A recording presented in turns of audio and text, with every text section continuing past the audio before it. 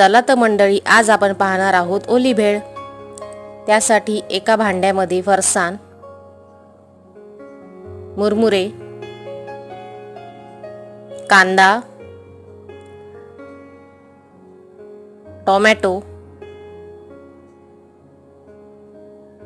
वरून मीठ घातलंय,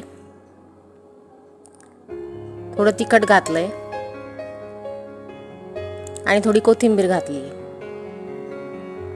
मार्केटमध्ये तयार चिंचेची चटणी भेटते, ती वापरली तरी चालेल।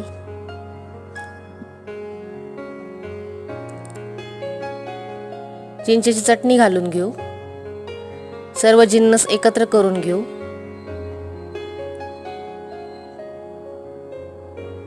अशा पद्धतीने आपली ओली भेळ तयार झालेली आहे। जर तुमच्याकडे चिंचेची चटणी उपलब्ध नसेल तर थोडंसं लिंबू पिळलं तरी चालेल वर्ण भेळीमध्ये, आणि थोडीशी पिठी साखर भरभरली तरी चालेल।